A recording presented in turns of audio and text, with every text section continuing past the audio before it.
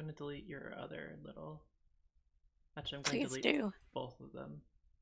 Please. Just Please do that. Please, I'm begging you. Please do that.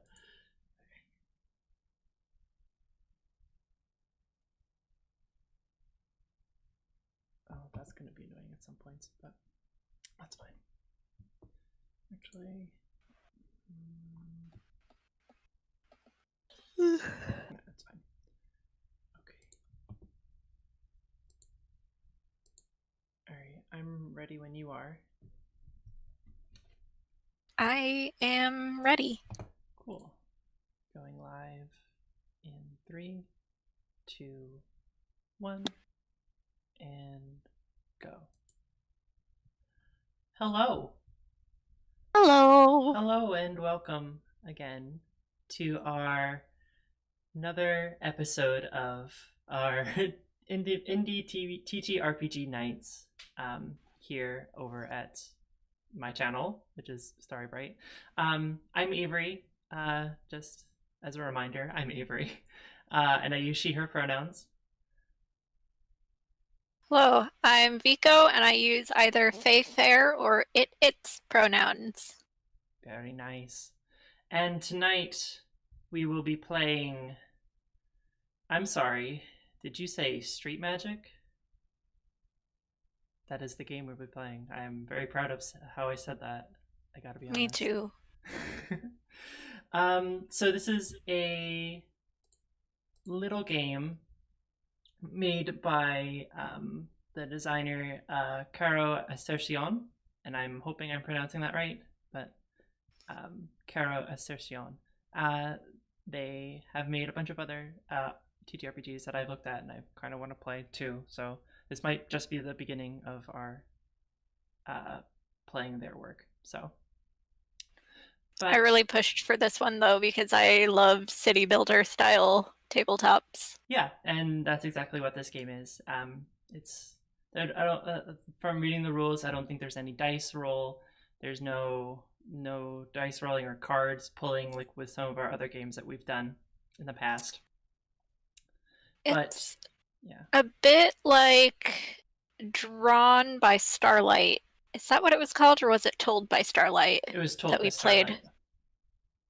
Yes, that we played a few weeks back. Mm-hmm.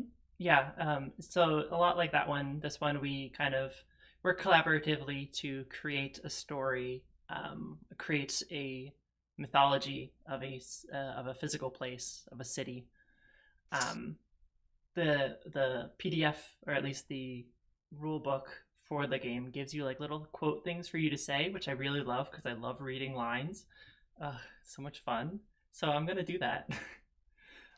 This is for the section under introducing the game, and it says, "I'm sorry, did you say Street Magic?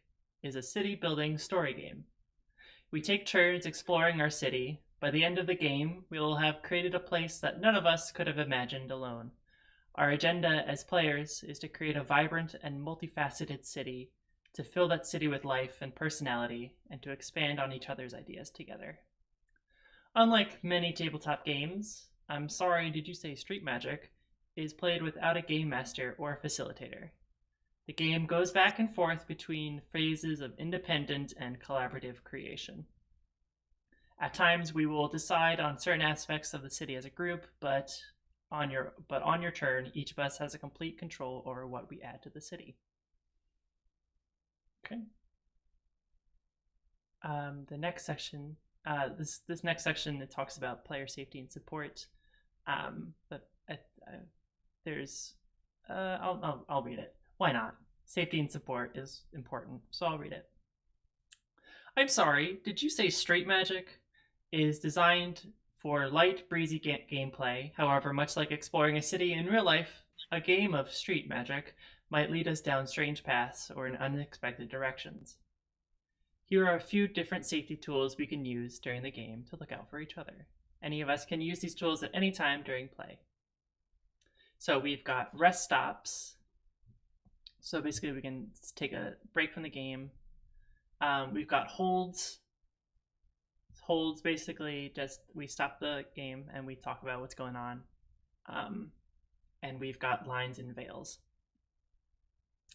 So these tools are basically our boundaries and things that can't appear in the game, things that can appear but not in too much detail.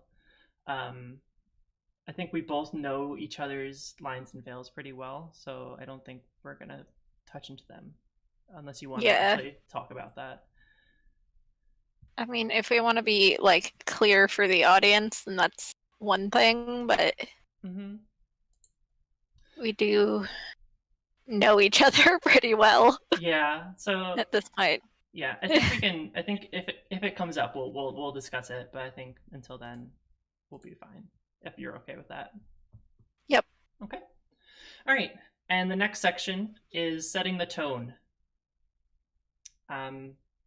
Before I continue, Vico, do you have the stream running on your end? Because I'm starting to hear myself through your end. I do, but I have the sound off. Interesting. Then I'm just. It might be that my headphones are. That my volume is too high. That might be it. All right. Let's see if that. I turned the volume down, so we'll see if that helps. Cool. Sorry, I didn't mean to break the immersion, but I wanted to get that technical issue out of the way. Okay. Anyway, this next part, setting the tone. So, and more text for me to read, hell yes. The first part of creating our city is establishing its tone, the color and texture of the setting we want to explore. As a table, let's decide on 3 adjectives that will set the mood of our city. We should pick at least one from the list below, but we don't have to limit ourselves to these options. So Vico, why don't you pick one from the list? Here, let me get the list pulled up. Oh my god. There's just a lot of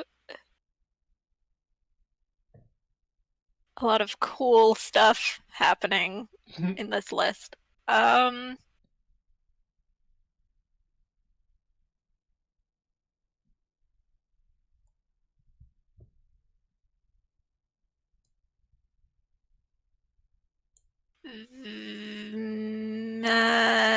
Vivid.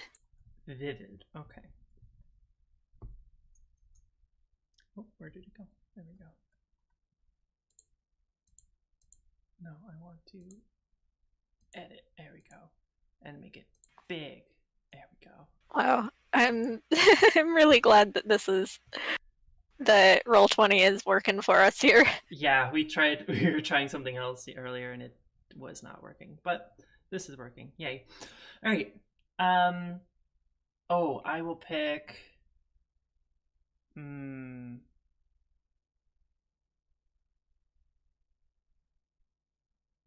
Oh, you're right. There are so many good ones.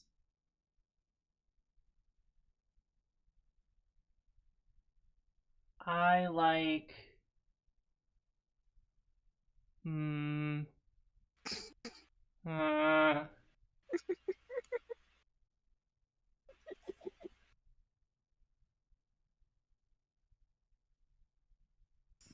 Right? It's difficult. It's like. I'm gonna pick jagged. Ooh.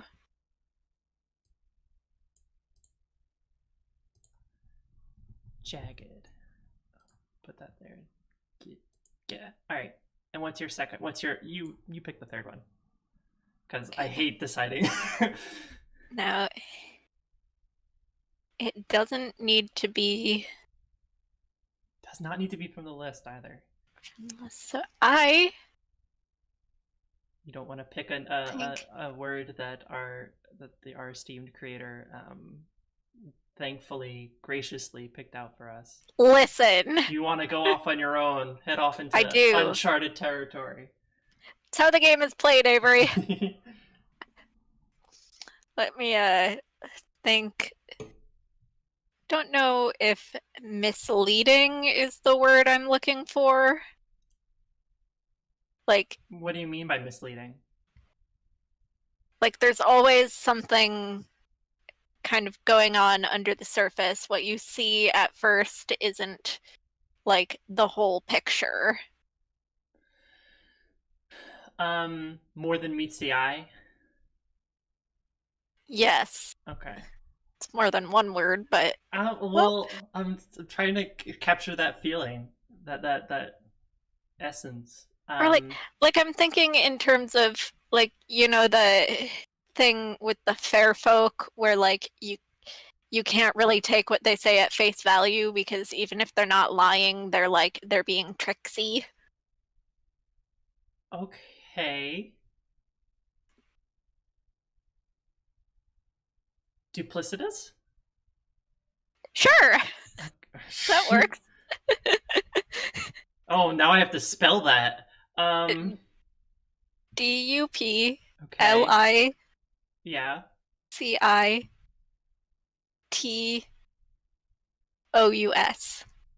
I do believe. Yeah, I think that's correct. Cool. Duplicitous. Cool.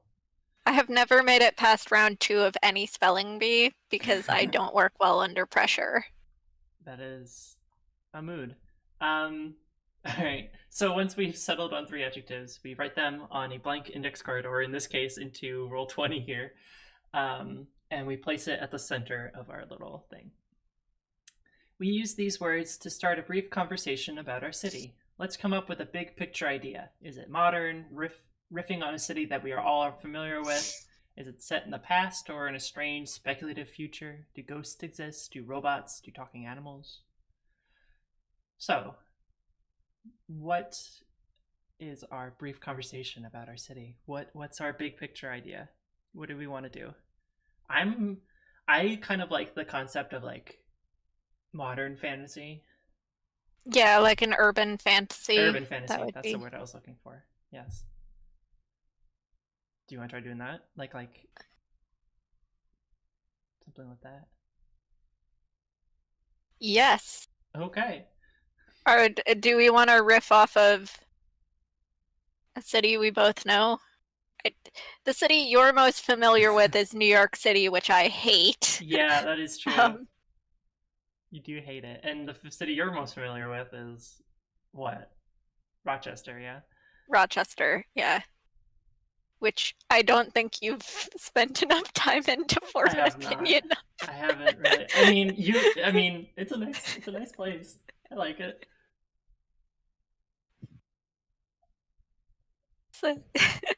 It's a fine city. It's a fine place.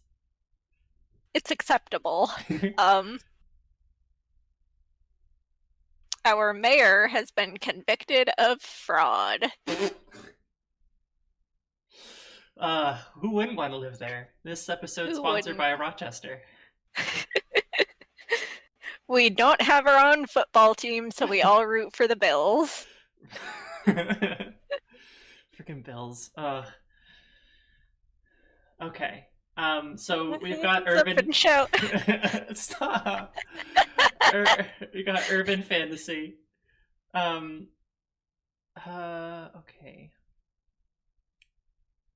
Do we want to do like a big, sprawling, like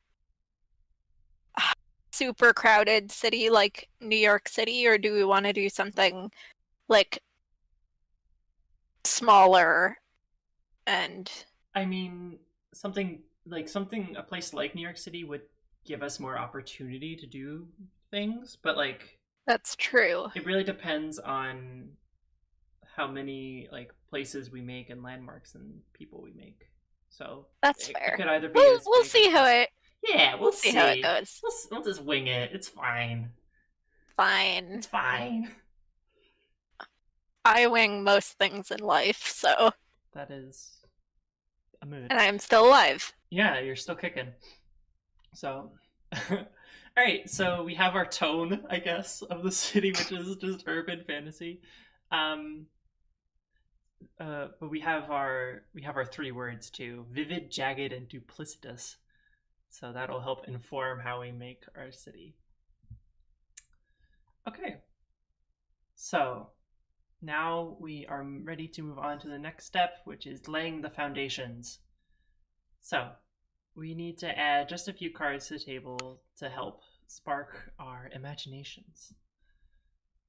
So the person who most recently rode public transit should go first. That would be you. Yes. When was the last time you left the house, Miko?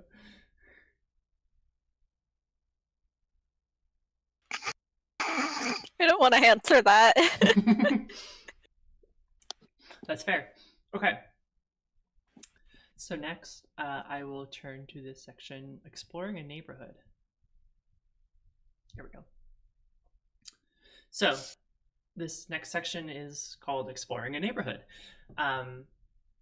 They are neighborhoods in this game are the broadest, most overarching type of cards that you can play to build your city.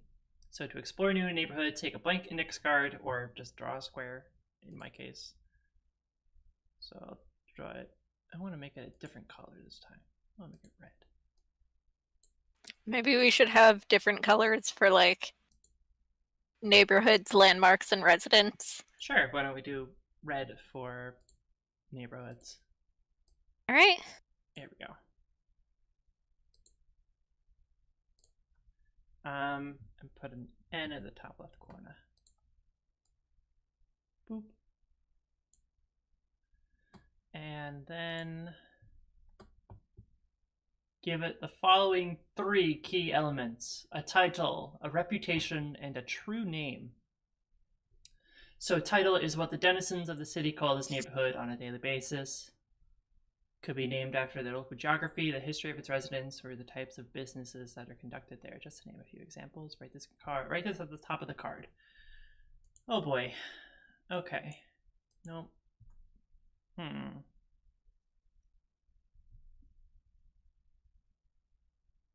I'll go simple. Yeah. Nope. There we go. No. Yes. No. Yes. All right. Reputation. In a couple sentences, describe out loud the neighborhood's general vibe. Give it a vibe check, essentially. Is it Vibe check the harbor? Vibe check the harbor.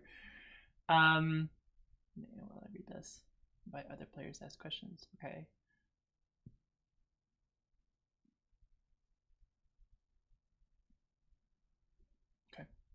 So the harbor is, I would assume,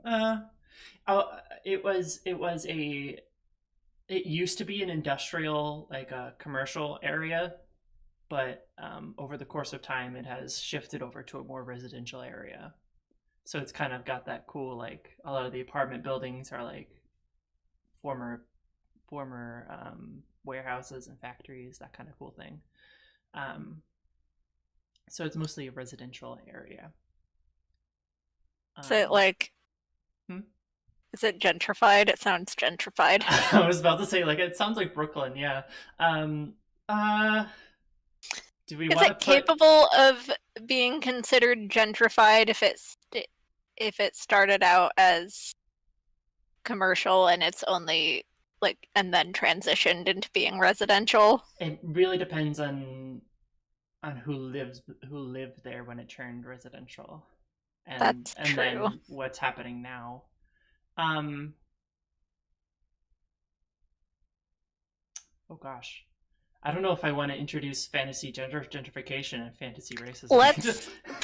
Let's pretend we live.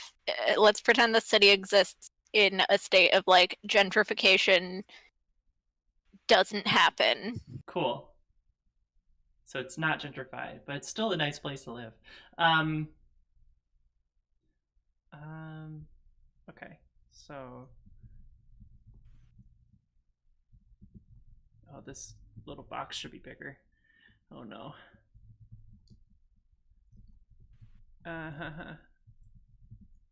Okay. Oh, no. How about that? And then no. You're trying really hard. I'm trying so very hard. Here, how about that?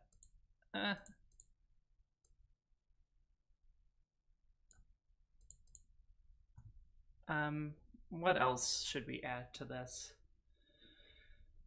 It says, how do its residents think of themselves, and what do other neighborhoods think of them? Like, is it trendy? Like, do young people, college students, people recently out of college live there? Is it more like families live there? Hmm. Older folk. I think it might be a nice.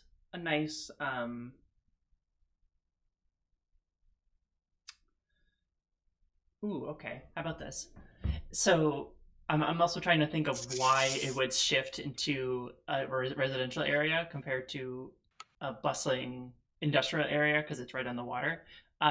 What if like there was an event or something? Oh, actually, never mind. I'm gonna save it because there's actually a part in the game called an event that like changes the course of the city. So I'm getting ahead of myself. Um, I'm going to say that it's for families. It's like a nice place for people to settle down and grow up and settle down and raise kids and stuff like that. So, um, what should I write? Uh,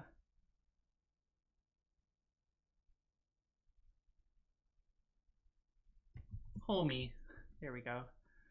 Homie. Homie. All right. And after reputation, I do a true name. Every neighborhood has a magic all its own. To confer a true name, come up with 2 or 3 descriptive sensory images that paint a clear picture of the neighborhood in your mind. Write these at the bottom of the card. Okay. I'll write them.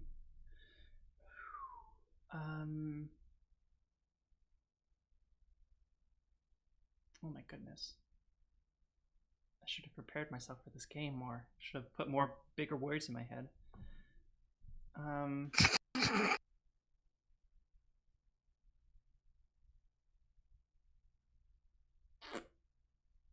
gonna put homie again because that's the word that I just just thought of.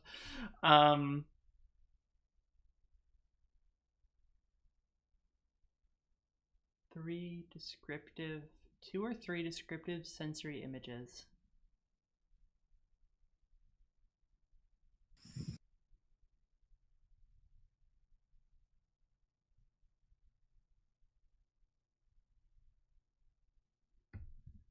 Um,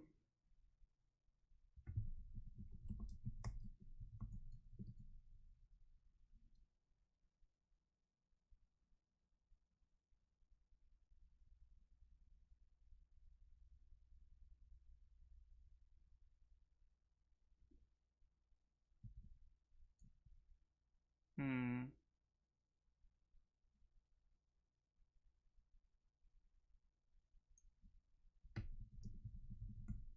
There we go. How about that? Aha. Yeah. Cool. Next, going back to laying the foundations. Sure everyone has a grasp on it. Okay. Once you've created this neighborhood, introduce to your fellow players in broad strokes the idea of visiting a landmark, pointing out the close relationships between a landmark and the neighborhood in which it is nested. When you are done, play moves clockwise. So now I need to make a landmark. Visiting a landmark. Okay. Time to make a card. Okay, what color should landmarks be?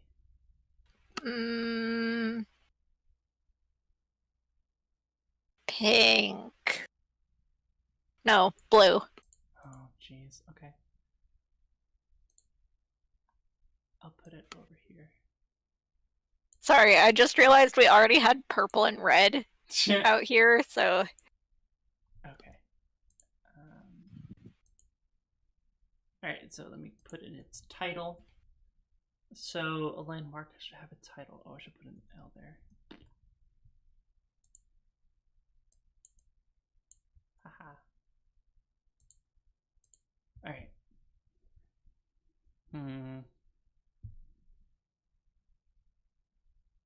Okay, this is the docks at the harbor. I never said I was good at being creative. um, You're doing fine. ooh, no, that's not what I wanted to do. There we go. So the next one is landmarks have three aspects to them, just like neighborhoods do. Landmarks have, oh my gosh, this PDF. Okay, have a title, like always, an address, and a true name. Address can be literal, like a literal address, or it can be sort of more poetic, more esoteric. So let me put its address, which is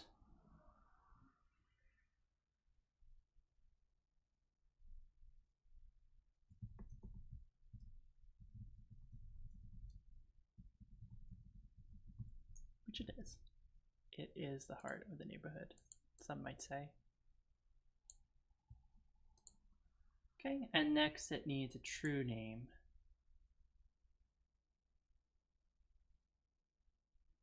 So, there we go.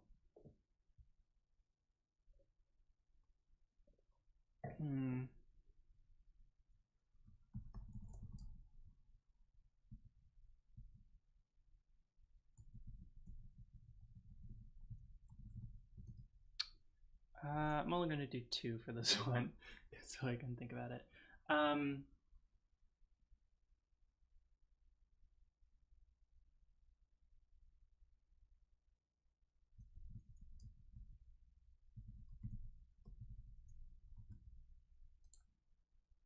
There we go. And then just going to scooch that up so it belongs to. Okay. Haha. Done. So far in the city, we've got the harbor, maybe. Maybe we didn't think about Boston. We gotta base it off Boston. I've been to Boston once. I've been there twice, 2 or 3 times maybe. Great city, great people. Don't know what kind of voice I'm doing, but it's certainly something. All right. So in our vivid, jagged, duplicitous city, we have the harbor, which was a former commercial area, now residential, and it has a nice homey feel to it. Some images that are invoked. There we go. At the harbor is a homey feel and shoreline at dusk and lazy Sundays. I think you were right when you used evoke. Well, I was trying to do the past tense, so that would be invoke, right? Invoked? Or evoked? Evoked. Oh, okay. Welcome Invoke to... and evoke are two similar but separate. That is true. You're correct. Welcome to the stream, which is now a grammar stream. You made an entire segment on our podcast where you mock me for mispronouncing French words. I get to correct you on this.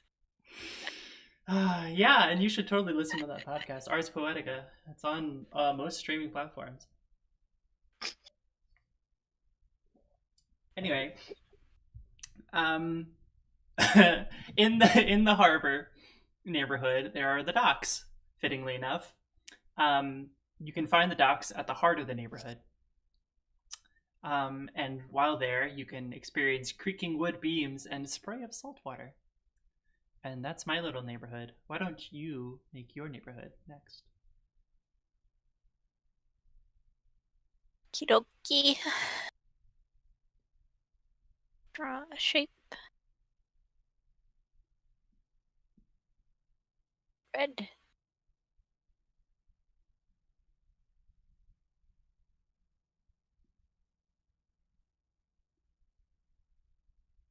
And oh, that's tiny.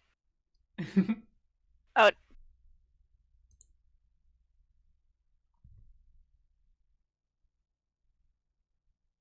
kid. You can do it. I got you. I believe in you. Um, probably shouldn't. I keep opening new text boxes. So you're probably gonna have to switch to the selector button, and I can actually change it for you. I'll make it bigger. Thank you. There we go. About a. Right.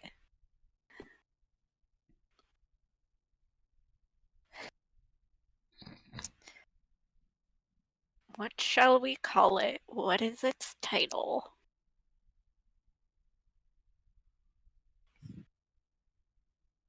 Um.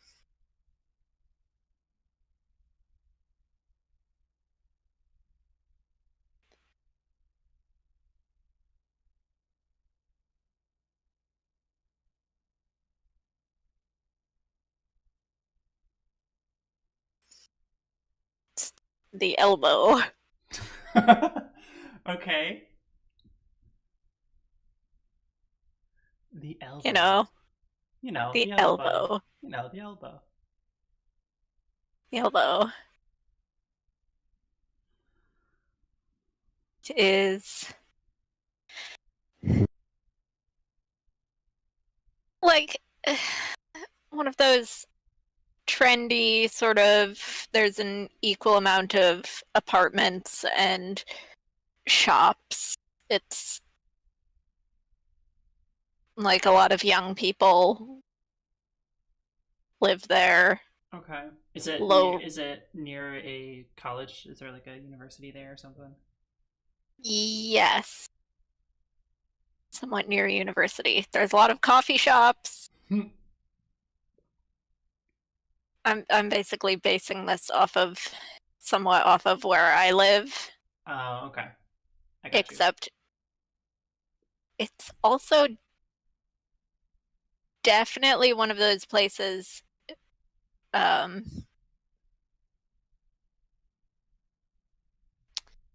am I trying to say here? Outwardly, it has a very neighborly vibe, but like like it seems very vibrant and like people get along, but if you live there, you sort of start to see like people don't really talk to each other. No one There's really like, wants to be. oh, I was like There's thinking there's there's underlying drama. There's drama. Yeah, Where there's okay. an underlying tension. Tension. Okay. Let's make that font a bit smaller. That didn't work. We're doing great. I didn't think we were gonna have to like practice Us practice? What? us Us be prepared? What? us be prepared. Underlying tension. Lying. Underlying. Not all right. Very nice. Think about a twoo name. Twoo name. Yes, Hello. I am hello. I'm coming up with my twoo name. Asgaroth the feared. Sorry, Asgaroth. Asgaroth the feared. The feud.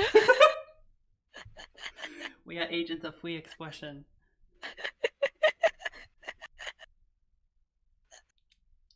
That's all I can think of. All right, come up with your words. Chop chop. We're on a schedule. Let's go.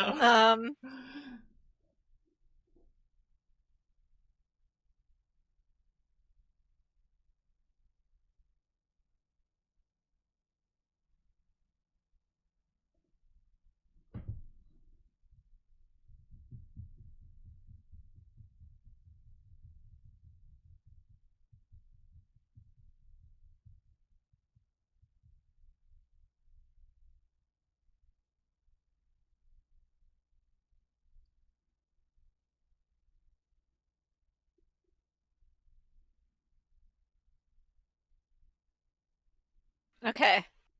Oh, okay. So the words you chose were bitter coffee, hot metal, and the sound of a lock clicking. Those Yes. those are very evocative words.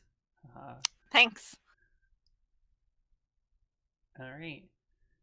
Um, Now, yeah. What's your landmark? what's my landmark? This is the wrong shade of blue, but I don't care. No. Avery, please delete this tiny box that I accidentally made. It's cyan. It's cyan. Hang on, I'm gonna scooch it down so it's fully in frame. There we go. Okay.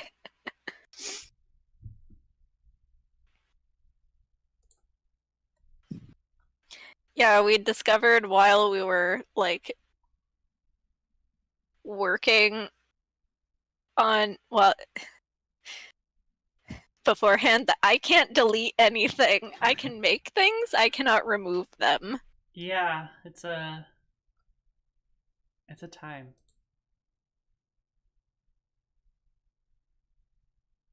Okay. Um,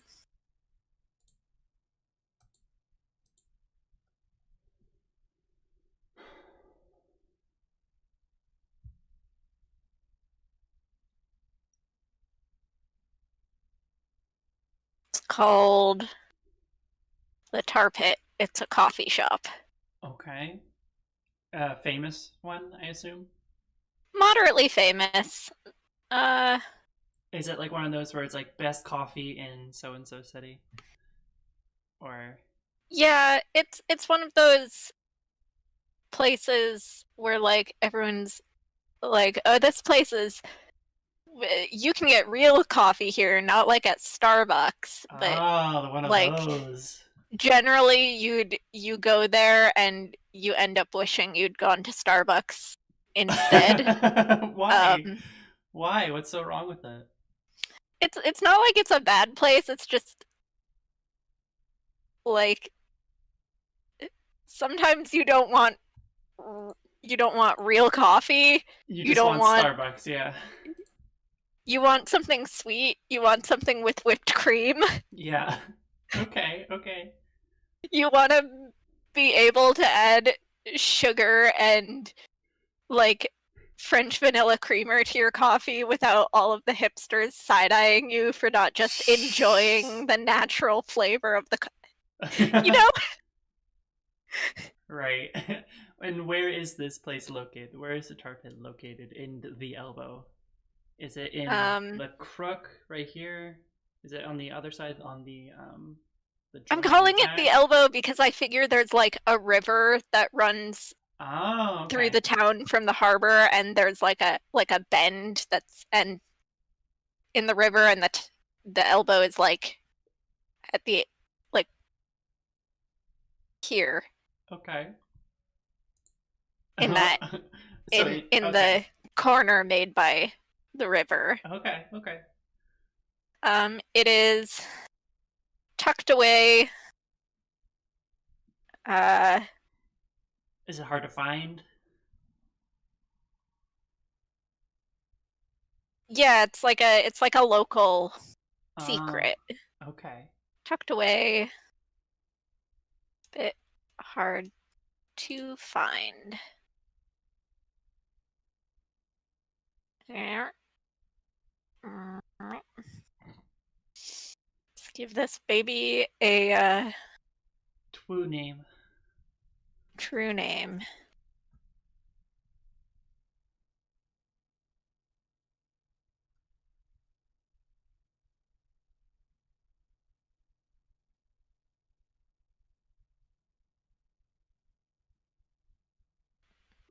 Contempt and ceramic. Is that just one term or is that two separate terms? It's it's like it's two. Okay. It's one of those places that plays like weird plays room full of teeth all the time. Oh my god, that would be an experience. I don't know how I would feel listening to a room full of teeth in a public space. You're just kind of like, wow, I wish they would play something I wish they not would play something that this. had a guitar maybe in it.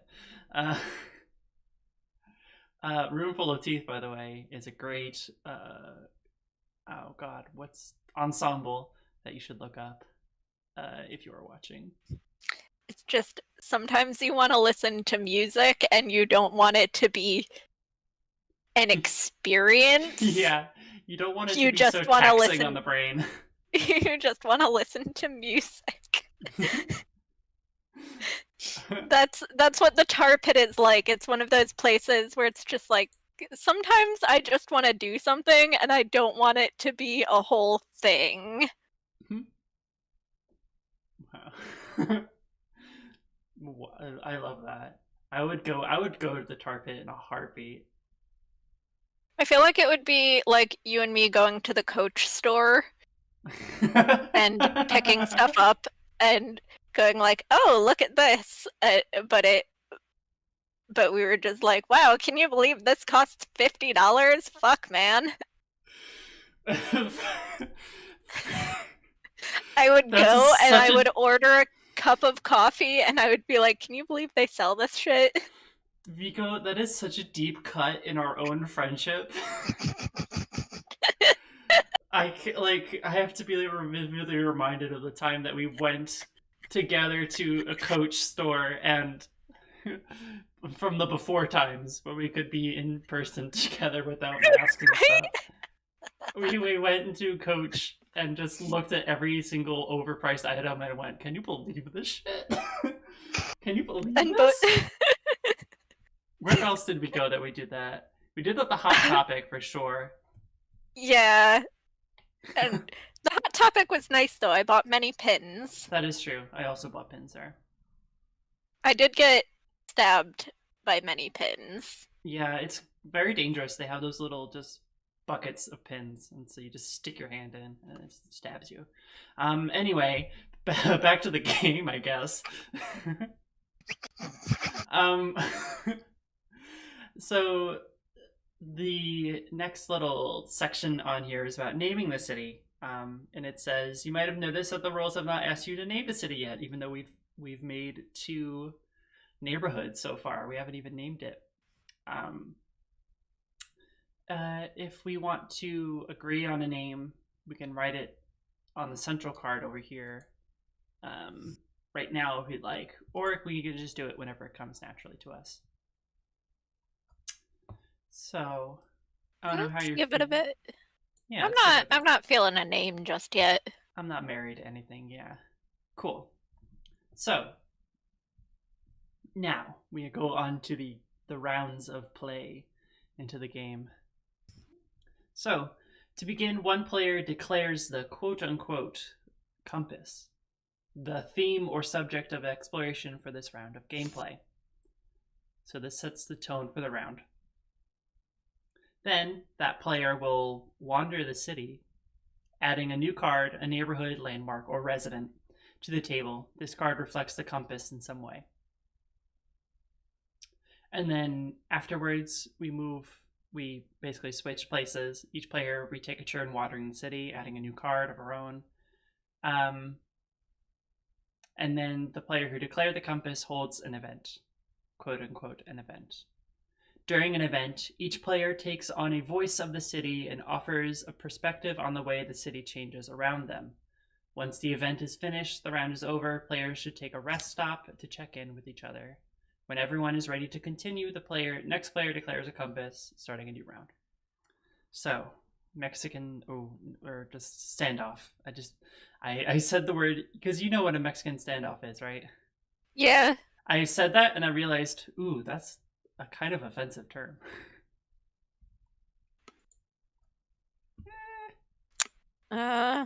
Anyway, standoff time. Who wants to time? Who wants to declare a compass?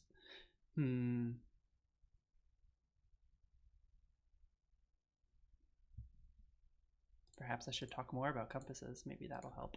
Harumph. Harumph. All right. So we've laid out our foundation, and it says to read out the following. Cities are dense, packed with stories stacked atop each other. In order to give each round focus, one player chooses a compass to keep the story moving in the same thematic direction, at least until the next round.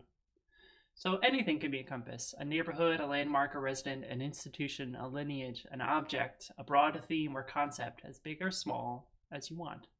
The compass can be an idea that already exists in play or something that you can make up right on the spot.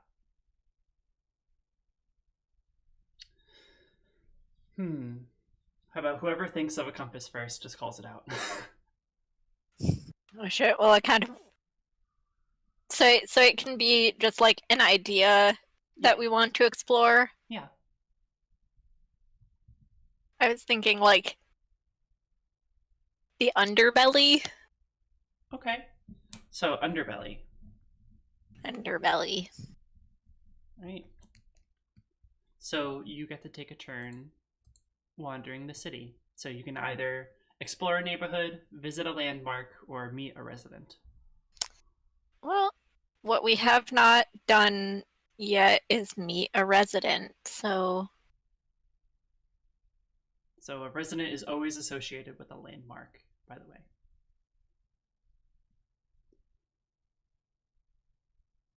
Ooh, what color are we going to make residents?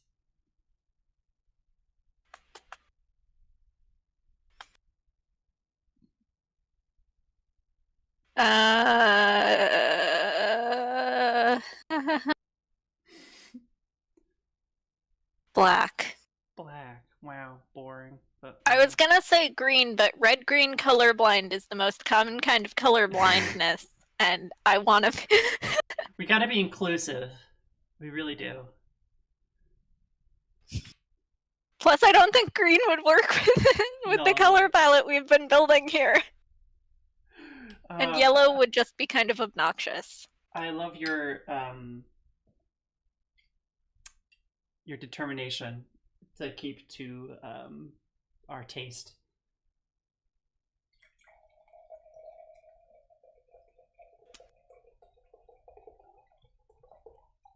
I like color. Color's good. So, and yeah, you like color and you choose black. Okay. Black is a color. It's a shade. Draw your square. Drawing my square. So I guess somewhat obviously I think this person is going to be the proprietor of the tar pit. Okay. Ah, shit, I gotta name them. Yeah, you do. Oh, God. Let's pull from... Fuck.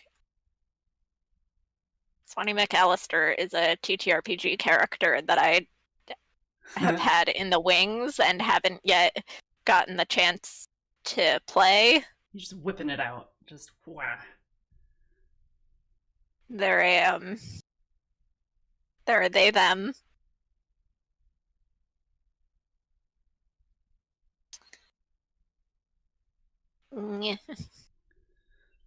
Arswani. Raswani. Raswani. There we go. Okay. Residents have a title and also pronouns.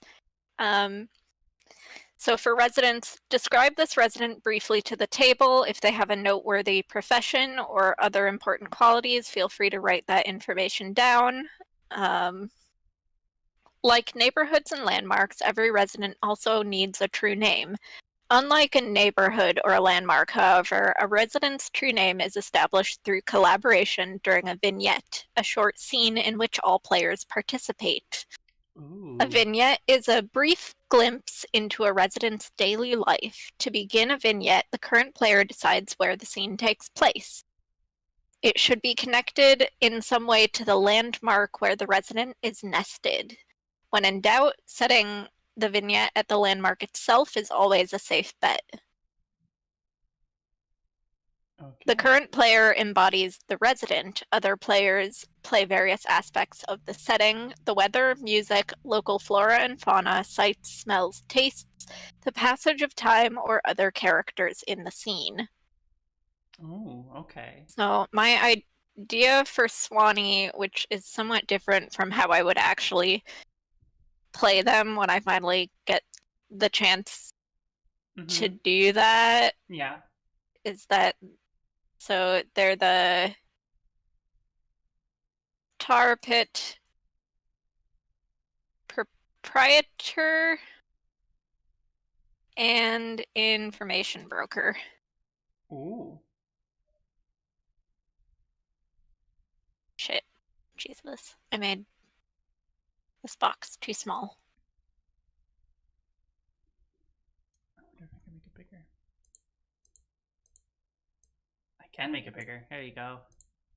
Oh, yay. Perfect.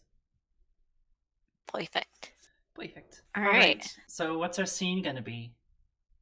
So this is a typical day, so I guess Swanee is behind the counter of, hi Oliver.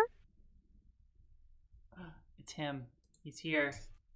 He's here. He's the little void cat. He's so hard to see, but he's there. Yeah. Uh-huh. We always make time for Oliver. Little channel mascot. Mm-hmm. Okay. Behind the counter at the tar pit, kind of just a couple of regulars have come in and left. Kind of. Okay.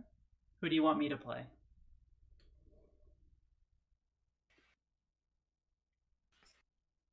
I'll leave that to you to decide. Oh, okay. I didn't super think this through, so. Okay. Oh, geez. Okay. In comes a very timid-looking woman, sort of clutching onto like a briefcase kind of thing, or like a leather bag, leather briefcase bag kind of thing. She walks up to the counter and like looks at you. Are you like at the register, quote unquote, register, or? Yeah. Okay. Hello. Do you happen to have um uh, um I'm sorry, I really don't know how this works. Do I? Well, this is a coffee shop, ma'am. You order a cup of coffee unless you're not here for coffee. Yes. In which case you still order a cup of coffee. Come on, I got a business to run. Oh, of course, sure. Just regular, small, I guess. Small black coffee. I don't know. I don't drink it. Do you have tea? No. Oh, fine then. I'll get you a water. Oh, okay.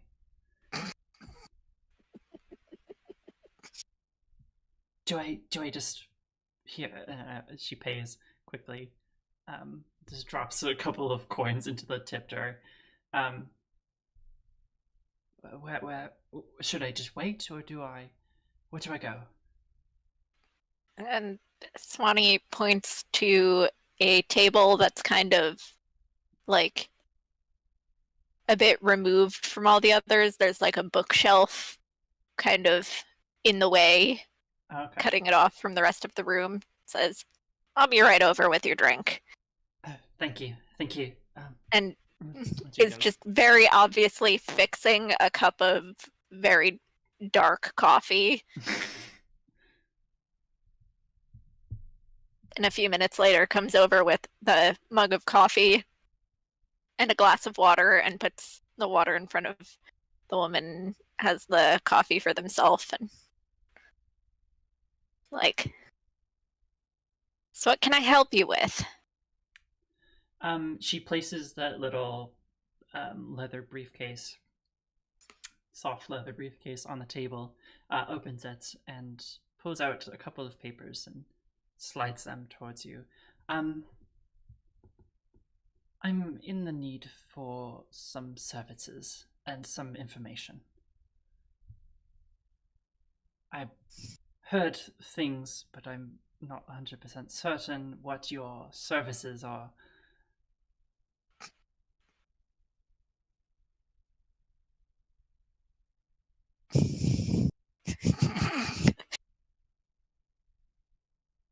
Well, information is most of what I do. Very, very, very good. But I can negotiate. Oh, very, very good. I need information on someone formerly close to me, a former business associate of mine, and other things. But she, well, I think she's doing some not so savory things, and I would like some hard proof of that.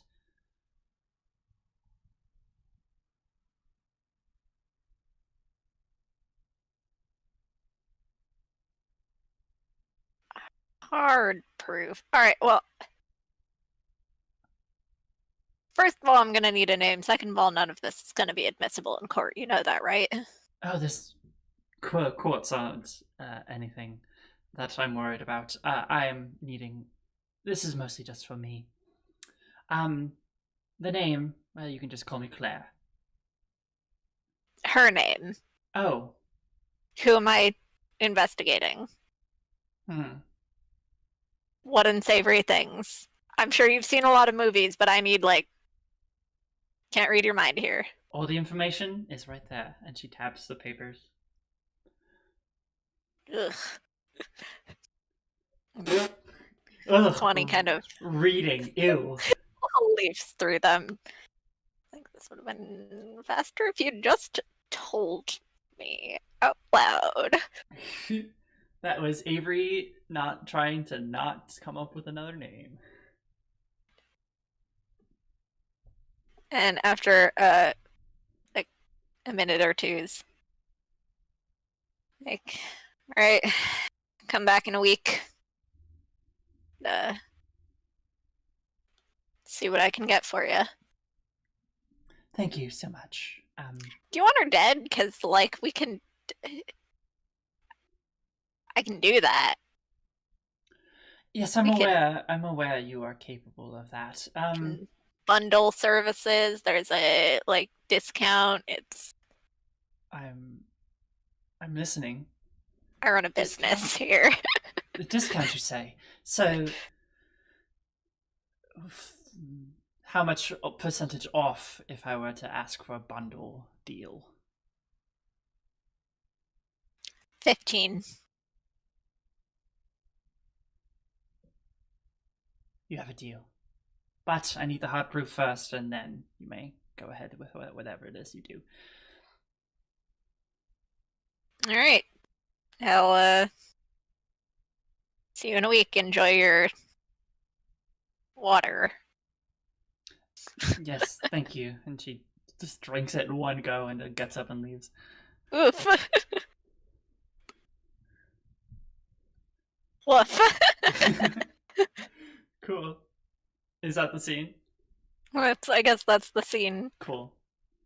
So we've established Swanee as someone who's like a criminal. Criminal, kind of snappy, not very friendly. Yeah.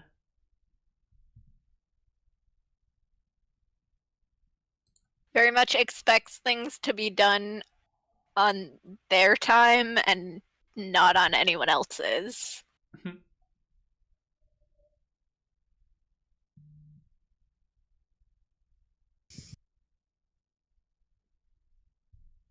How do we translate that into a true name? I don't know. You're the one writing it. Ah, um, foo name. Cool name. Let's see.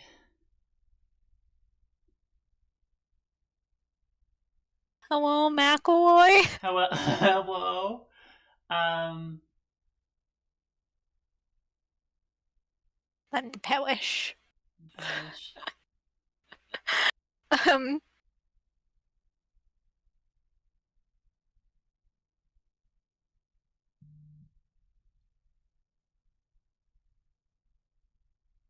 I mean, like, oh gosh. Okay, how about consider this? uh-huh. Sour words as one of them. Okay. And Sour words.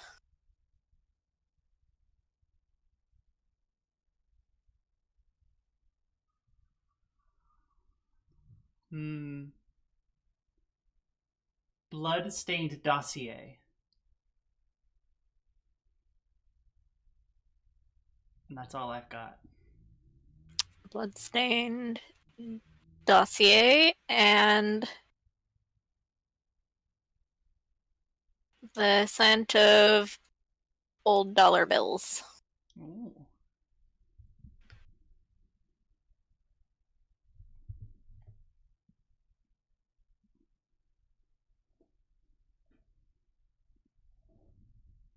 All right, that's Swanee. Cool. Alright, so next it's my turn to wander the city. So, So, I think it might be time to make another neighborhood. I think that'll help us create more things down the line. ooh, Neighborhoods are red.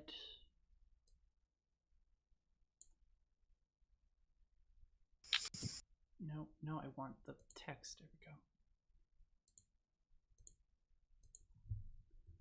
N for neighborhood. Today's letter of the day is N. N stands for neighborhood.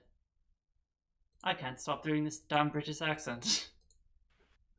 it's okay, take your time. Dumb British accent. There we go. It's gone.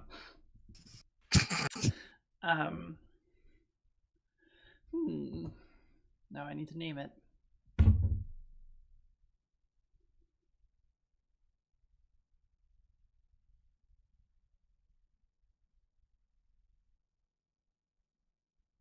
Because this is a word that's stuck in my head. I'm gonna name it Go for it. Loveland. Loveland. Actually, I'm gonna change it Lovelandville. There we go.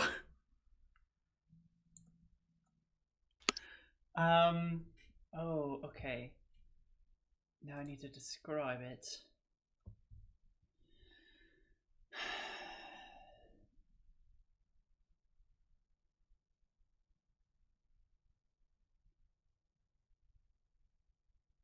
So, I'm gonna say this is more of a commercial area.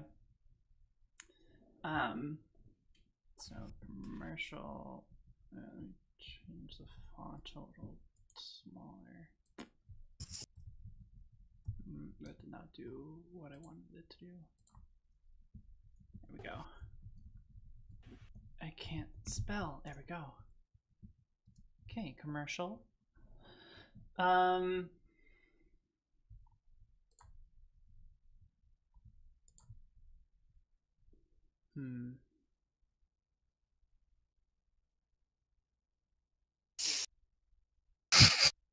I just keep looking at contempt and ceramic.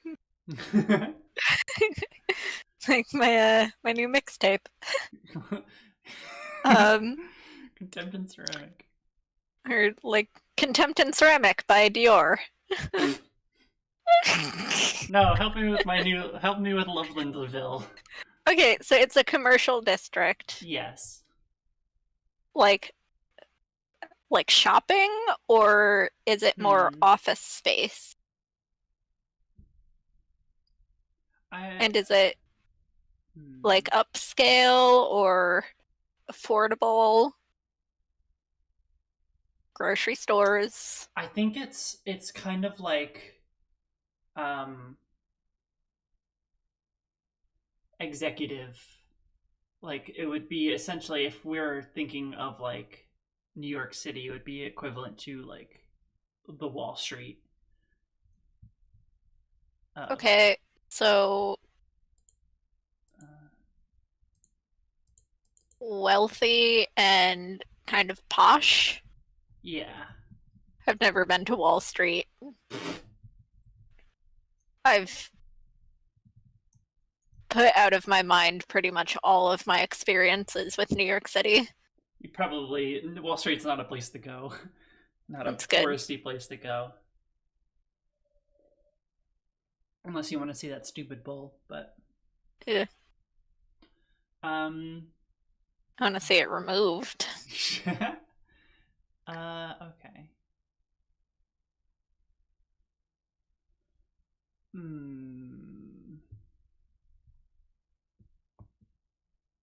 I think that's good for reputation. So commercial, executive, posh, wealthy. As far as a true name, okay, I have an idea. So freshly pressed suits.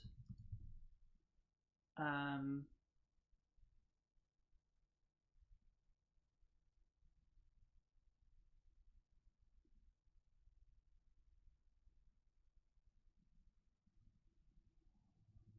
just, and this is going to be a single word, but it kind of implies lots of things, but it's just excess of everything.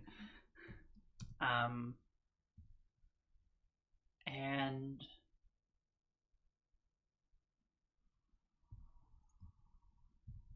brutalist buildings.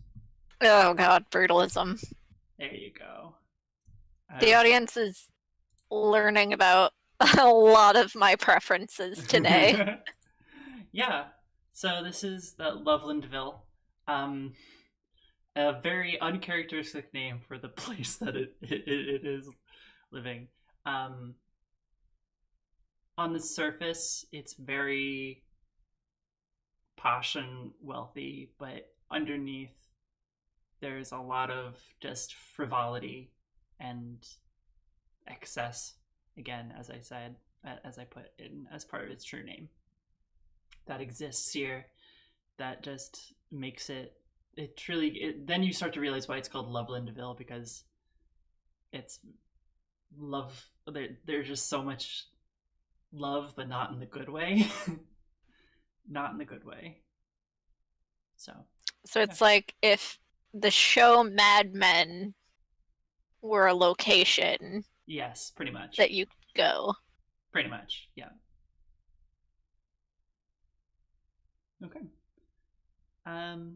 That's my turn. So now you have to do. It gets back to you, so you have to hold an event.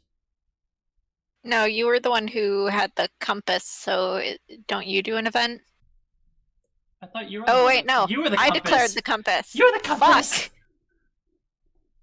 You can't get out of it that easy. Did I just swear for the first event on the stream, the first time on this particular stream? I've said the S word once or twice, so. I swear so much I forget when I am and am not swearing. Yeah. Anyway, tell me about events. Events. After everyone has wandered the city during the current round, the player who first declared the compass finishes the round by creating an event that changes or alters the city in some way. Your event should be related to the compass that you set at the beginning of the round or to a card that was played during the round.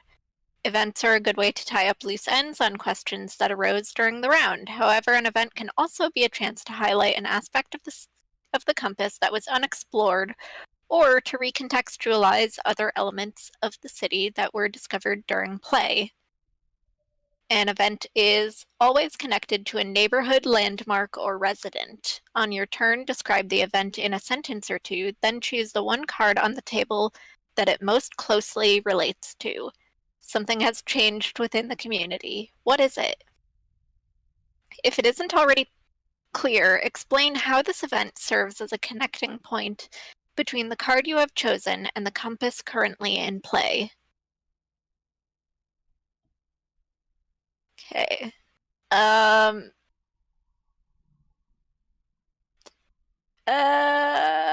want it to be. I'm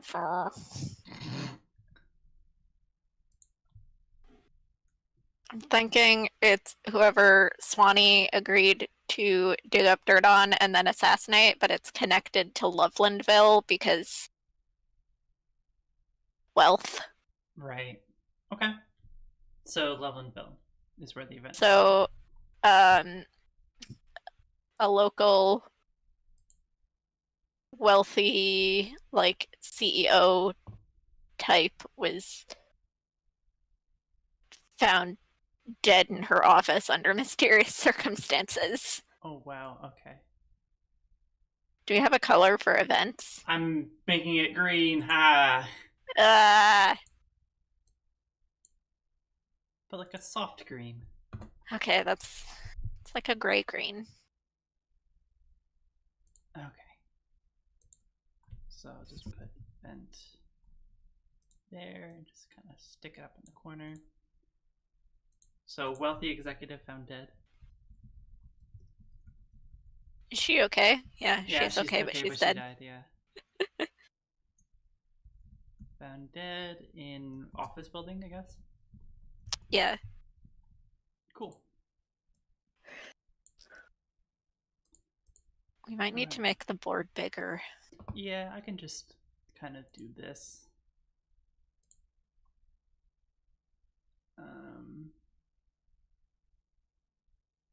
We'll figure it out. We'll see. All right.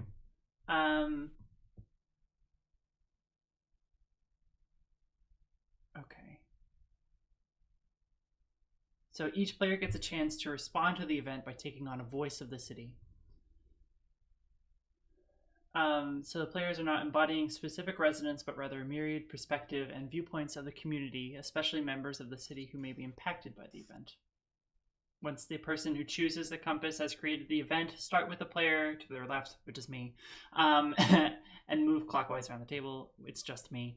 As a voice of the city, each player does one of the three following actions. We ask a question about the origins, implications, or repercussions of the event. This question is always rhetorical. Let it hang in the air. State an opinion and show a consequence. Okay.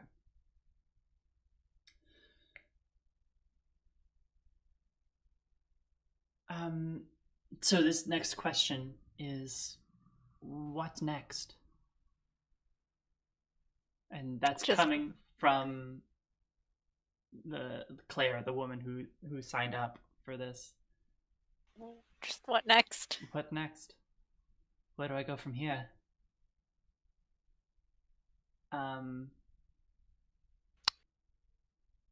It's a rhetorical, remember, so it has to stay. So.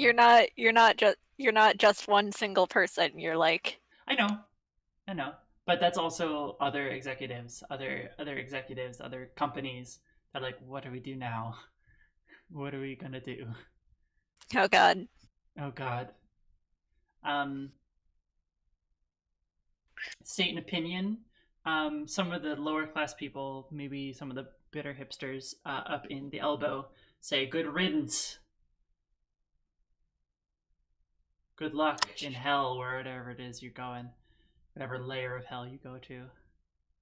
Good riddance. Controversial business practices.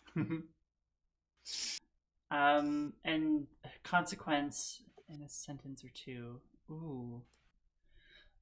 I mean, you only had to do one of these. You didn't have to do. Oh, that's right. I just saw three following actions and just decided to do all of them. But it's fine. Okay, then I won't do the last one. Take that. Ha, take that. Haha. Okay. Events change the city around them. At any point during the event phase, the player who declared the event may select a card or cards on the table that they feel have been changed by the circumstances of the event and reflect those changes on that corresponding card. This could take the shape of rewriting a landmark's address or a neighborhood's reputation, moving a resident from one landmark to another, or altering a card's true name or title. Adjustment might take place multiple times during an event, but it should always happen at least once. Ooh, okay. So I guess Lovelandville has been somewhat affected by this. Yeah. Um, and where did the changes? Um, hmm. I think there's a new level of distrust. So where should that go? Um, Either in the reputation, right? Untrustworthy, I guess, or unstable, maybe. yeah. Unstable. Let's add that. There we go. Okay. Okay. All right. When changing the city, never destroy or completely remove a card from play. Even if a landmark is destroyed or a resident moves away, these parts of the city still exist in ripples. Okay, and then completing an event. The player who declared the event is the last player to take on a voice of the city. This way they have the last word on the event as well as this round's compass. Events are never monolithic and no single perspective has all the facts. Okay. So you have a chance to take on a voice of the city. So you get to pick one of those. I guess you can do two because I did two. Okay. Um, question I'm gonna ask is,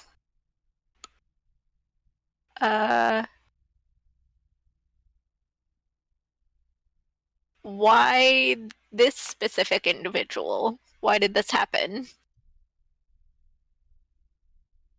Okay. Everyone is wondering. Hmm. And a consequence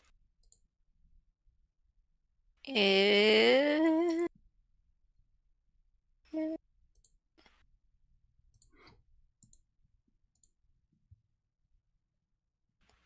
think,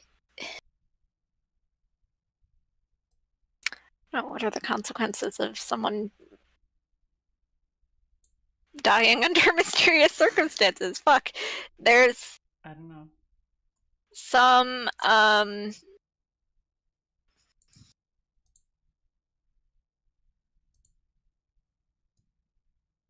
no.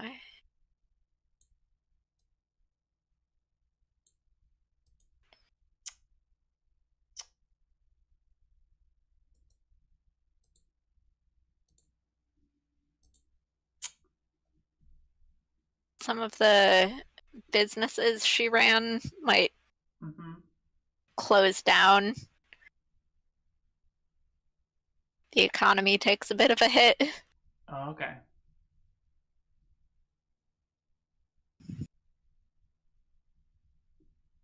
Okay. I don't know.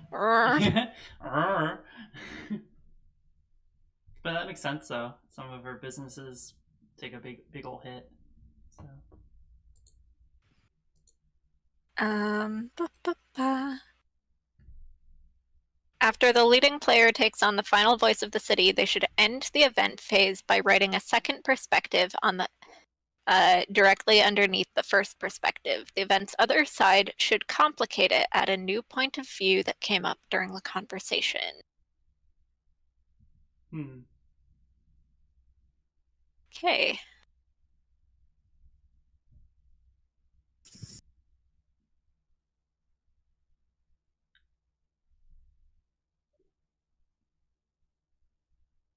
So what we have first of all is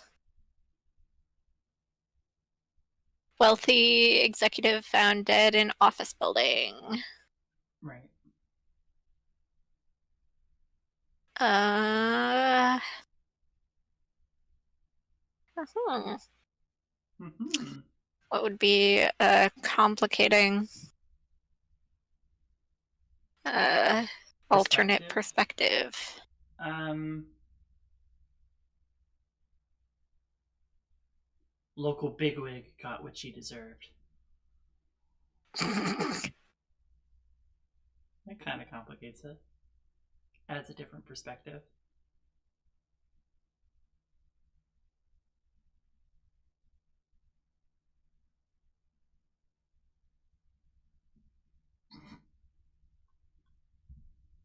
Bigwig got what she deserved. Mm-hmm. Cool. Fuck capitalism. Fuck them. All right. Next is the next. We start the round over, right? Yep. Cool. Let's do. So we have to declare the compass. So I guess I'll do it this time. You had an idea for an event, so. Ooh, you're right.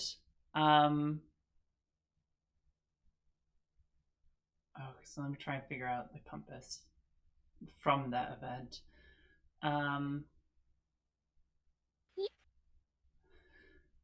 Hard times, I think, is the compass. Okay.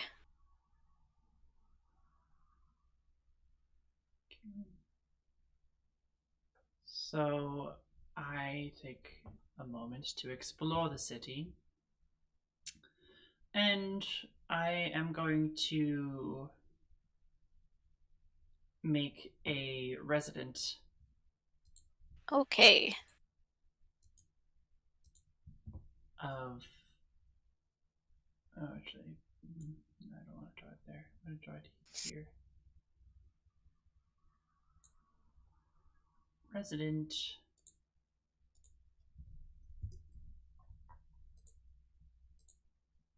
Okay, and the name will be. No one knows their real name, but they do go by.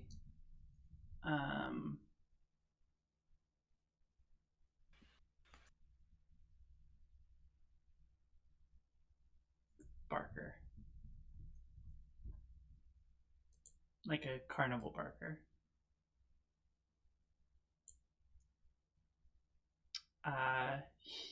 It's a uses he him pronouns. Come on. Everyone on stream can see how awful I am at typing. Cool. Okay, him. He is a little. He runs a little stand on the docks. So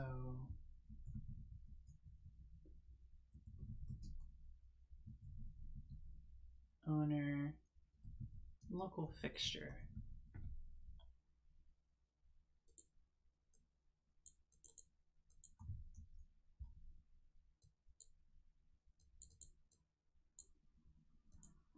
Make you a little smaller. Stand owner, little local fixture. So I think for this scene that I kind of want to set for this should be why don't we start with you being some kind of patron to his little stand. Okay. What kind of stuff does he sell? Or do? He is he's someone who you'll see every single day at the docks, who shows up because the docks are sort of a little bit of a touristy area, and where like everyone goes who lives in the harbor. Well, they'll go and hang out there, and people don't know where he lives. People don't know where he comes from. He just shows up every single day, and is there selling his things. And he sells random trinkets, just lots of little knockoff um, toys and knockoff sunglasses and bags and stuff like that. But he's always there, selling away. Okay. Going to approach. I am just an average individual, and I just swan up like, "What is up, Barker? How are you today?" I'm doing just fine. How are you? How are I you? am great. Looking for a gift for my sister's birthday. Ooh, well, I have just the thing. 1 second over here. Um, I've got. Well, I don't know. I don't know. It's what's tell me what this gift. What are you looking for this gift? Well, my sister just she's a freshman in college. She decided to go somewhere out of state. She just wants something that'll make her a little less homesick, something to remind her of the city, the harbor. I got you. I got you. Okay, here. He pops it down. It's a little snow globe of the docks. A little snow globe. This will be perfect. And I know what you're thinking. You can get this anywhere, but watch this. And he shakes it. And instead of snow going out, it actually realistically displays the weather, the current weather. So right now it's like a nice partly cloudy day, and so the snow globe reflects that. So you just shake it, and then it says whatever weather we're having here. That is perfect. Yeah. Um. So that's gonna be just you know 10 and 6. Um. But for you, I'll do half price.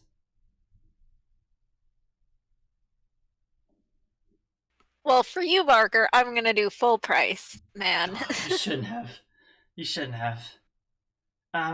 So how are things? Haven't seen you a while. I've been busy with work, but when I just when my sister was a kid, we used to love coming down here, seeing what new stuff you had at your stand, man. When I knew I had to buy her something for her birthday, and I just had to come to you. Well, I'm very grateful that you decided to stop on by. Um, well, uh, if you don't mind, old Barker, just let Lyndon twist in your ear for a second. Don't you mind? Do not mind, Barker. Small price to pay. Of course, of course, of course. Um, I've been here a while.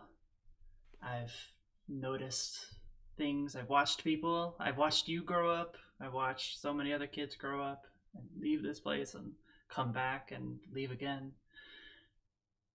The things are changing. Not as many people coming back as people who leave.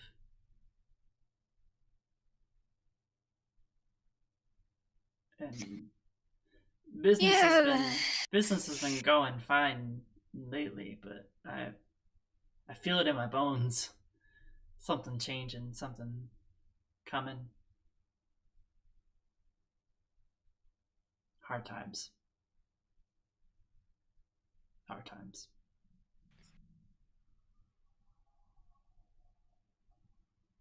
Yeah. Kinda, I know what you mean. I know what you're picking up what you're putting down, Barker. I've seen it too. Yeah. But Uh, I don't mean to be all Debbie Downer, but why don't you go and get that gift? Get that mail that gift on over. Um, I gotta go do my rounds. So well, You thank you again, Marker. You have a nice day. Tips his invisible hat to you. Walks away. Pushes his cart away. Okay. Magic man with a magic gift stand. Magic man. Alright. So his true name, We're just gonna do that every time, aren't we? yeah, I am at least. True name should True be. name.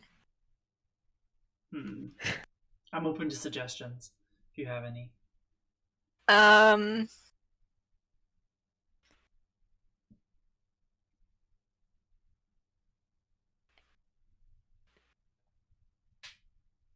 Something about like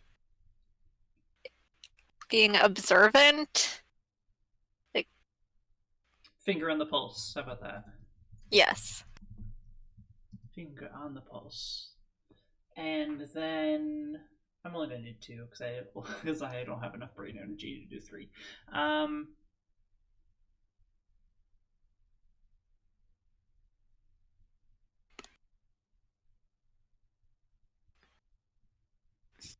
My tablet's dying. oh My no. tablet that I've been using to look at the chat. Oh, it's okay. Um, kind beyond words. How about that? If I can spell things right, that would be great. There we go. All right. There's my resident as I walk the town, wander the city. It is your turn.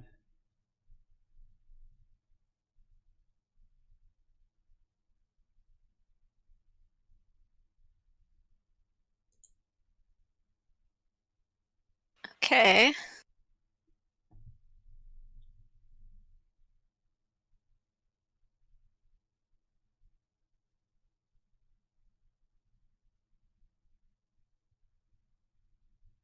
So, hard times is what we have.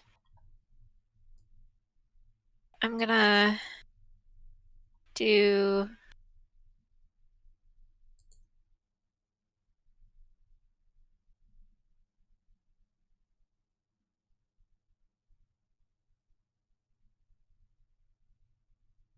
neighborhood.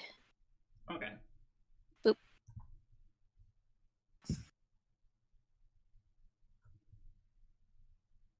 Neighborhood. Neighborhood.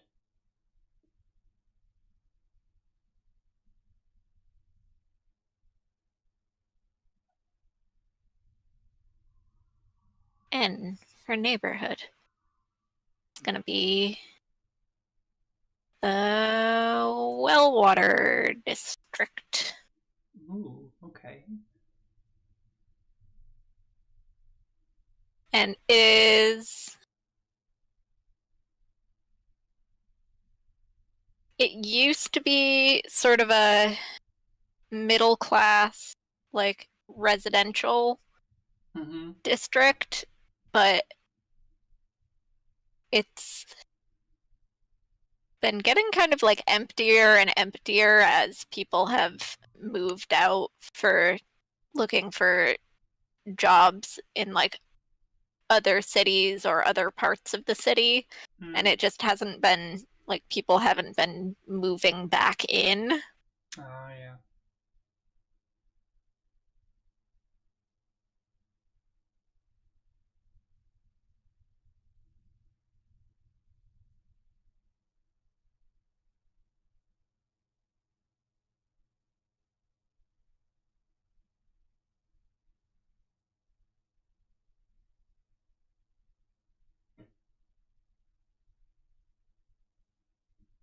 So what's its so once bustling residential area, now ghost town. Okay. And what are some of its so What was it like before people left? It was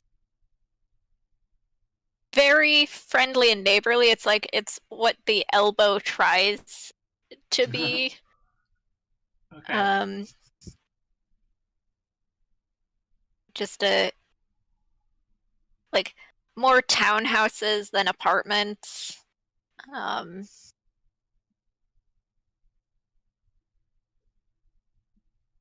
People had like gardens.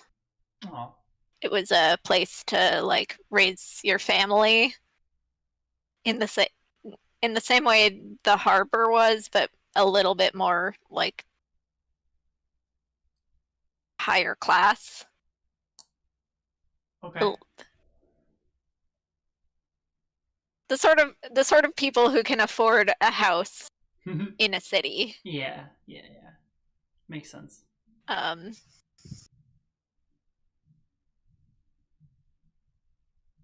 Kind of makes sense if we're looking at the city the way that it is on the screen, like the harbor shifts into the Wellwater district, which shifts into Lovelandville. So people oh who yeah, work at Lovelandville probably live in Wellwater district maybe or used to. like not the bigwig executives, but Yeah. probably like the Mm-hmm. people with the nice, well-paying office jobs. Right. So, hmm,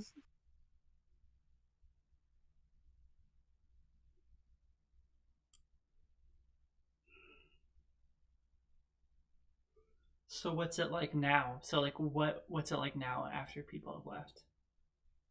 the houses are more run down. There's 'cause, like no one's really upkeep. There's not a lot of upkeep. Um, Mm-hmm. People rent out their houses, um, but not a lot of them. It's not like a great place to rent. Mm, yeah. Um, Probably a lot of Airbnbs. yeah, it's close to the harbor and the docks, but it's Mm,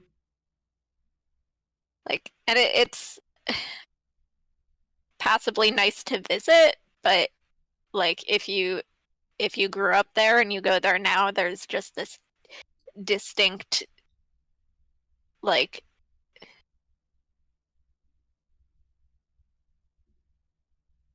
the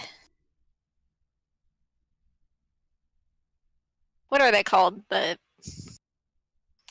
wah wah wah. what? The like in the westerns, the Squares? no, they that roll across the scene. They're Oh, like a plant. tumbleweeds? Tumbleweeds. It's like you go there and there's just a mental tumbleweed rolling across like in front of you because it's Because it's just abandoned, yeah. essentially. Okay. There's more empty houses than full houses. Oh, okay. Ooh, Um, very and like you could rent there, you could, but everyone who has tends to move out pretty quick. There's just this feeling of like, oh, I don't want to stay here. relatable. That's a relatable feeling. Okay, so what are some of your true names?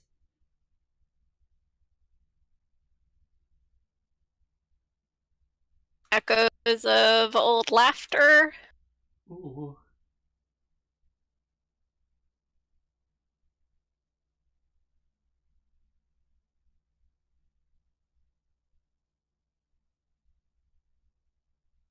what else?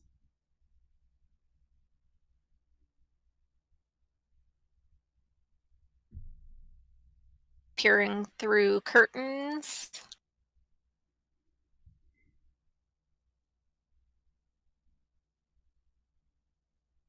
Um,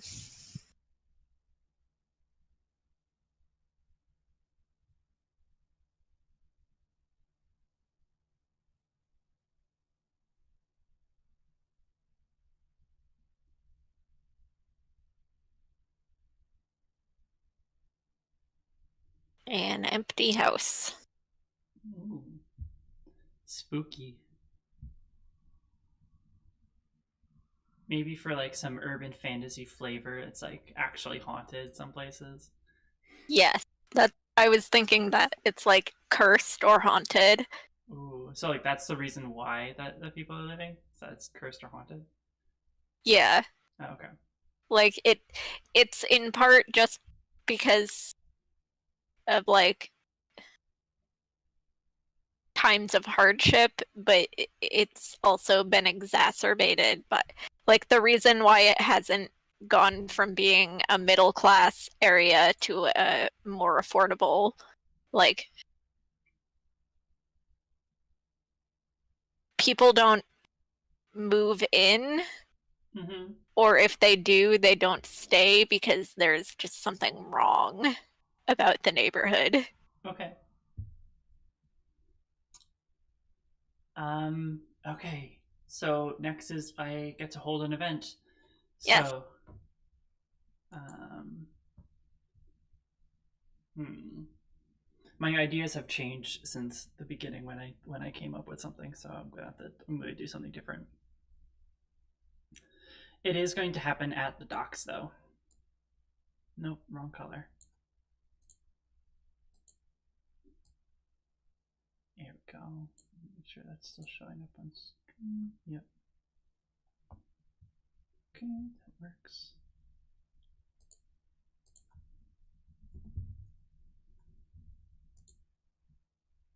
It's kind of small, but you get what I mean. Okay.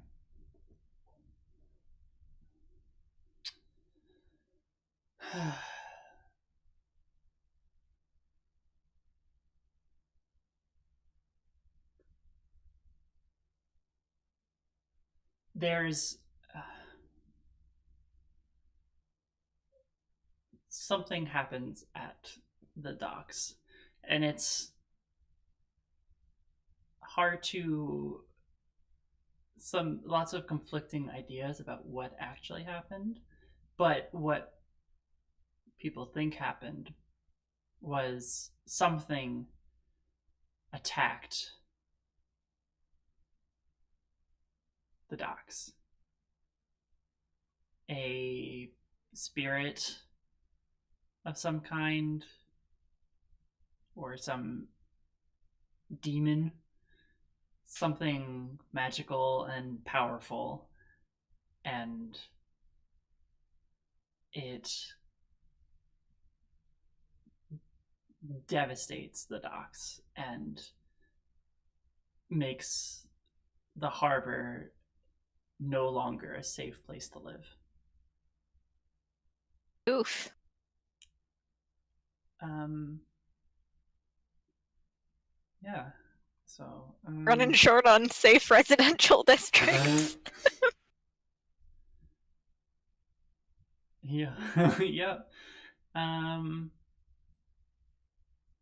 You like to live in the Wellwater district where you will be constantly dogged by the feeling that you're being watched?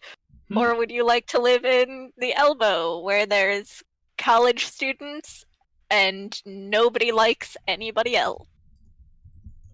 honestly, that's the only safe place left to live. All right, Yeah. all right. Attack stocks. Um, I'll leave it to you to react and to flesh out more. To be a voice of the city. Okay. Wah, wah, wah. Ask a question, state an opinion, or show a consequence. Um,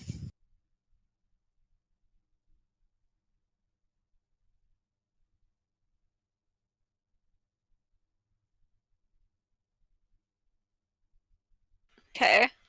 There's a portion of the city that believe that we somehow brought this upon ourselves by meddling in forces beyond our control, and it's like nobody can quite agree on what those forces are, Okay. or who was doing the meddling, but there was meddling, and there Yes. were forces. And those forces were meddled in. Okay.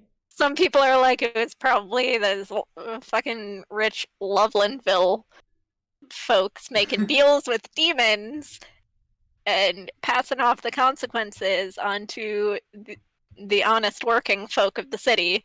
And there are some people who are like, no, it gotta be like, look, I don't know, we were cursed by something. Who knows? Fuck. Yeah. It's just a lot of conspiracy theories on top of conspiracy theories.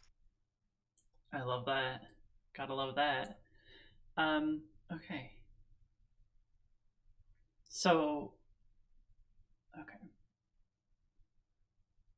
So I'm gonna show a consequence,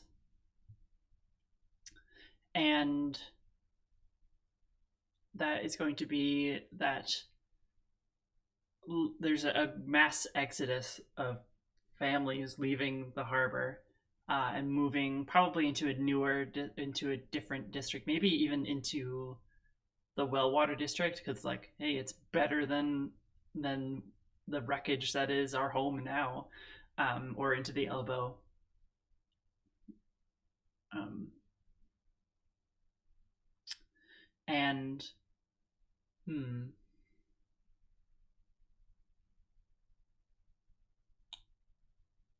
yeah, I think that's all I can really think of. Is just this. It's just the massive exodus of people living in the harbor and the docks, and the docks have no longer, or like, people don't go near the docks anymore because it's, first of all, they're destroyed pretty much, and the amount of people who don't trust the place, it's just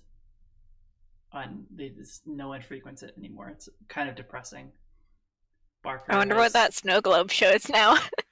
um uh not great. It's not, does not look good. It still shows the weather, but the docks are destroyed in the snow globe. Aw. Unfortunately. Yeah. Okay. Um all right. So the docks, I'm gonna change their kind of reputation or address, I guess, to former heart. The former heart of the neighborhood. How about that? How does that sound? Sounds good. And then for the secondary um, part perspective of the event, I like what you added. Like it was our own fault. We brought this onto ourselves. So I'm gonna say like uh, people in power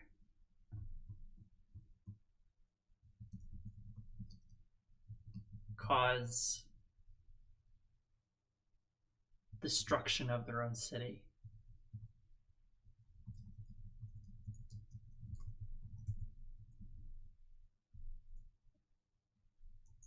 There we go. Okay. And with that, that ends the event. And we've been going for almost 2 hours now, so Yes. why don't we end this by naming our city? So, has anything come into mind for you?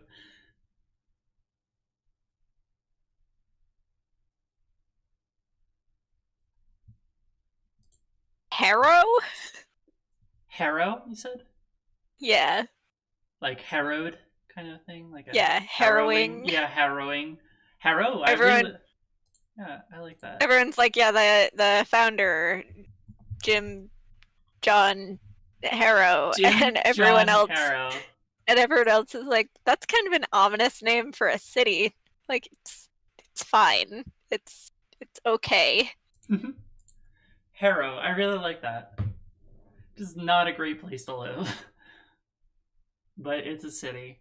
Um, yeah, I think this is really good work we did here. We created this lovely little city. This really messed up city, um, but a fun city. Yeah. What are your It's thoughts? fallen into despair. Yep. Has fallen I on would hard love times. to come back to this, like, and play more with this city Mm-hmm. another Yeah. time. Yeah, we can definitely like try again with the city that we've built and just like keep making more things. So I'll keep this Roll20 thing set up so we can still do that, and we'll figure out a way of putting more space on there. But yeah, awesome. I really enjoy this game. It's very unique. It really is, and it's very it's really it's the rules are very simple and Mhm. but still give you but detailed enough to help you give it's detailed in such a way that it's not too restrictive but still Yeah. gives you enough rules to be like okay to help you base off what you want to make, because I know if I were just asked to make a city I would not be able to do it like this. um, this would not be the way that I would do it, and I would probably find it really, really hard to make a city. But the way that this game is structured, it made it actually fun and easier to make a city. So It's a great place to make. This is a great system to use to make a setting that you can then play a different more game, yeah. traditional TTRPG within. Mm-hmm. Yeah, and honestly, this has given me ideas because I haven't really played around with urban fantasy. Um, that might be something I might do in the future because of this game. So yeah, um, thank you so much for watching and accompanying us with while we create the city and we deal with technical issues, but which is mostly just us having to deal with Roll20, which is a great site. Please sponsor me. Avery, we made it through. We made it through a Saturday We indie did. TTRPG night without the Wi-Fi going out. Yes, we did. Oh my god, I'm so flippin' happy.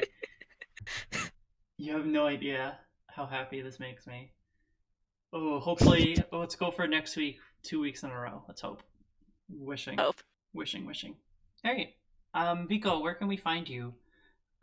Doing other Find things. me here on Twitch at SmallVico, SMOLVICO.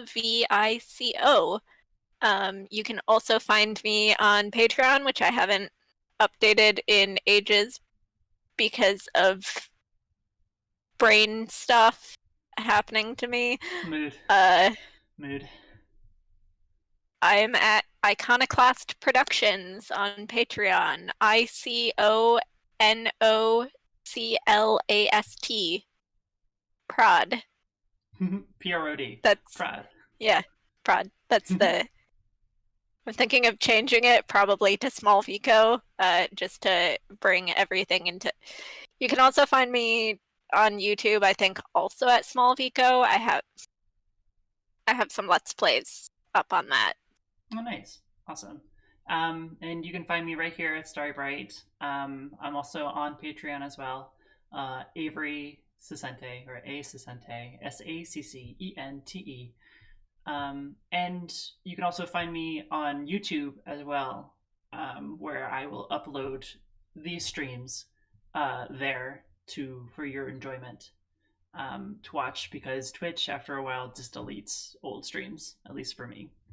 And until I can get to affiliate or partner, which is ways away off, but that's how I will be doing things until that point. So my videos, our videos really, will be up on YouTube there over at Avery Sisente. Just look me up. Anyway, come back, tune in next week when we do another episode of Indie TTRPG Nights. We have yet to decide our next week's episode. We try to get those in before, but before the week before, but life, life. Life. So we'll get that out probably a day before or so. But yeah, you can also tune in tomorrow right here while I play a video game. I haven't decided what I'm gonna do. It might be Among Us again. Who knows? Still think we should try to stream Destiny. Yeah, but we're not good at it, so We're not good at it, but it would be fun. It would be fun. I am thinking of when Beyond Light comes out to play that. Oh yeah. Play the story mode for that at least, but I love how we were both like, okay, we have to hold each other to not spending our money on Beyond Light, and that was back when we started playing Destiny 2, and now we're just like, Beyond Light, Beyond Light, we're gonna do it. We're gonna do it. Anyway, that's beyond the point. Stay tuned. You can find me on Twitter at Avery_Sisente. That's where I announce all my streams. But yeah, thank you so much for watching and for watching us draw squares on a screen and creating a city. All right. Thank you so much. We'll see you next time.